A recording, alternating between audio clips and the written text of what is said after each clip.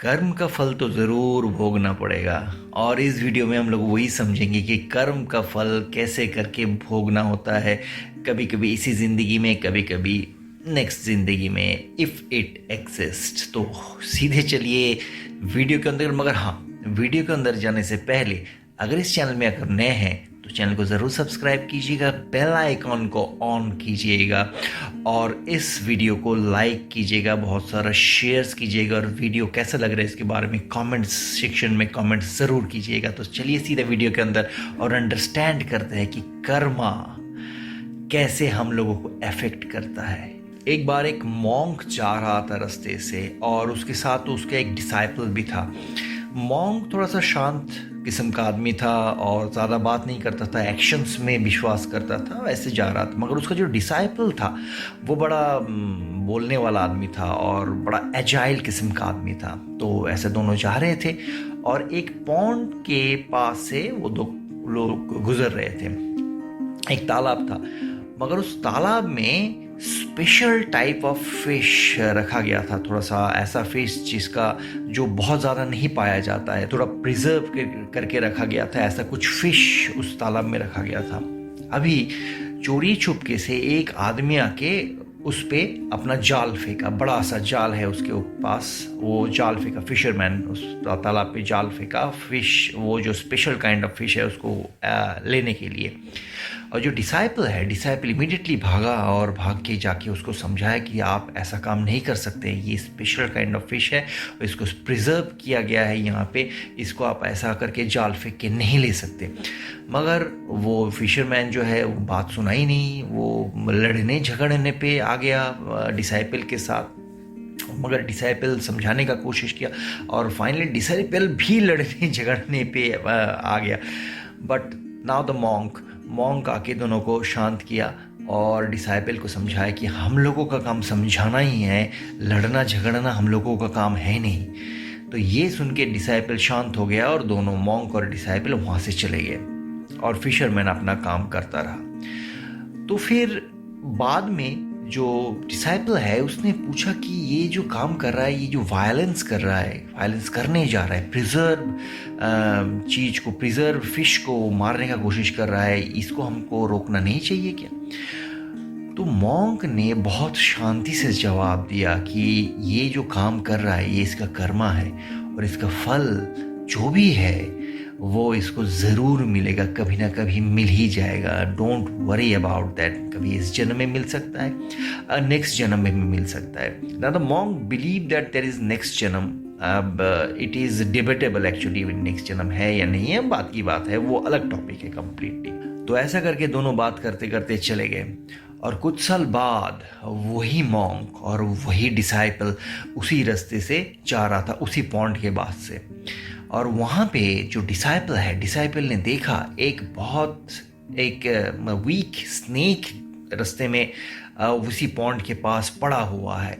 Snake मर रहा है धीरे धीरे करके और बहुत सारे चीटी एंड्स उस स्नेक को धीरे धीरे करके स्क्रैच कर रहा है।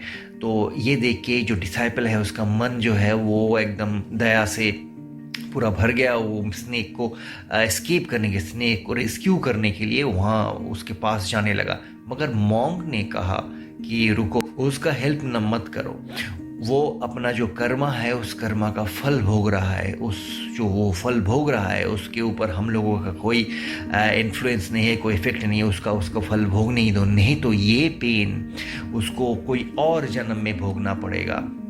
तो डिसाइपल चौंक गया, डिसाइपल वॉज सरप्राइज्ड। उसने पूछा कि प्रभु ये कैसा है, ये स्नेक मर रहा है, इसको मदद करना हम लोगों का धर्म है। मॉन्क ने बताया ये वही स्नेक है जो फिशरमैन हुआ करता था, उसकी मौत हो गई और वो स्नेक बन गया। अब ये स्नेक इस जन्म में उसका फल भोग रहा है और ये जितने भी एंड्स हैं वो सारे एंड्स वो प्रिजर्व्ड फिश जो तालाब में हुआ करता था, जिस तालाब का प्रिजर्व फिश को इस फिशरमैन ने मार डाला, वो सारा फिश ये एंड्स बन गया है इस जन्म में और ये एंड्स उस स्नेक को स्क्रैच कर रहा है धीरे धीरे करके। और ऐसे ही करके स्नेक का ज़िंदगी ख़त्म हो जाएगी। स्नेक को अगर हम लोग बचाएंगे तो ये पेन जो स्नेक अभी भोग रहा है, ये पेन स्नेक को कहीं और ज़िंदगी में कभी और इसको भोगना पड़ेगा, ये पेन तो उसको लेना ही पड़ेगा, क्योंकि ये फिशरमैन रूल को डिस्ट्रॉय किया है, वायलेंस किया है, और इसके लिए इसका पेन, इसका जो फल है ये तो करना ही पड़ेगा, लेना ही। फिर मॉन्क ने समझाया कि जो भी कर्मा आप करते हो, वो कर्मा का जो इफेक्ट है, वो जो फल है, वो फल आपको छाया की तरह, लाइक ए शैडो, आपका पीछा करता ही रहता है। और जब तक वो फल आप ले ना लो, जब तक वो फल आपको मिल ना जाए, तब तक वो फल आपको पीछा करता ही रहेगा। इसलिए Karma is the most important thing in life. जो काम आप करोगे फल उसी हिसाब से मिलेगा।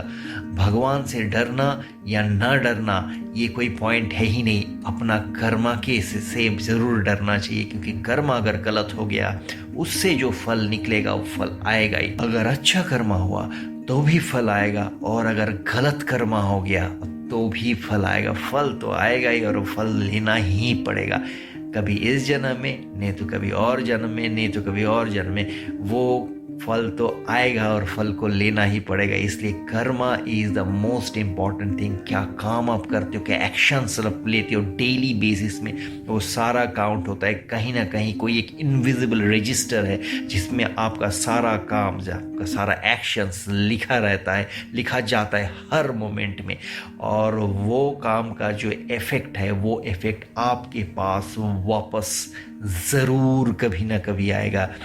May be now, maybe some time after. इसलिए सिर्फ और सिर्फ अपना कर्मा के ऊपर फोकस कीजिए और देखिए आप जो काम कर रहे हैं, जो एक्शंस ले रहे हैं, वो सही है कि नहीं, दूसरे का हेल्प कर रहा है कि नहीं कर रहा है।